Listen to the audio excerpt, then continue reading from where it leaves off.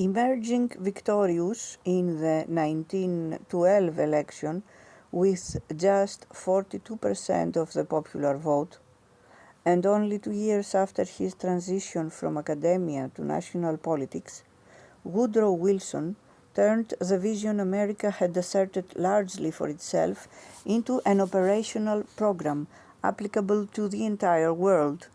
The world was sometimes inspired, occasionally puzzled, yet always obliged to pay attention, both by the power of America and by the scope of his vision.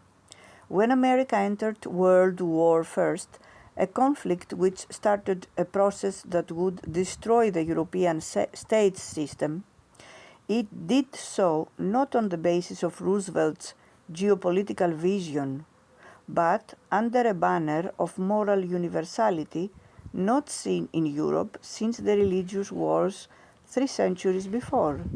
This new universality, proclaimed by the American president, sought to universalize a system of governance that existed only in the North Atlantic countries and in the form heralded by Wilson, only in the United States.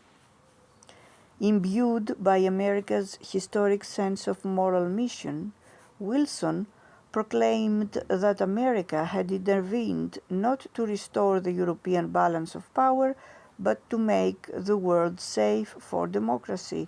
In other words, to base world order on the compatibility of domestic institutions reflecting the American example. Though this concept ran counter to their tradition, Europe's leaders accepted it as the price of America's entry into the war.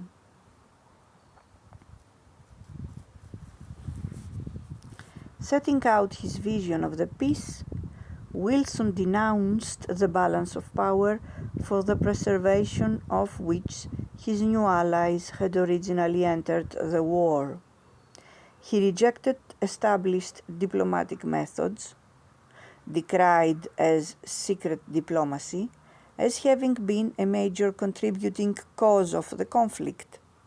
In their place, he put forward, in a series of visionary speeches, a new concept of international peace based on a mixture of traditional American assumptions and a new insistence on pushing them toward a definitive and global implementation.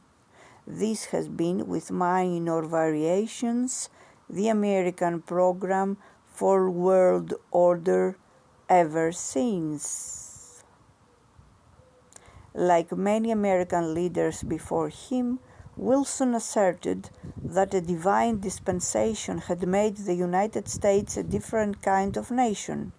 It was as if, Wilson told the graduating class at West Point in 1916, in the providence of God, a continent had been kept unused and waiting for a peaceful people who loved liberty and the rights of man more than they loved anything else to come and set up an unselfish commonwealth.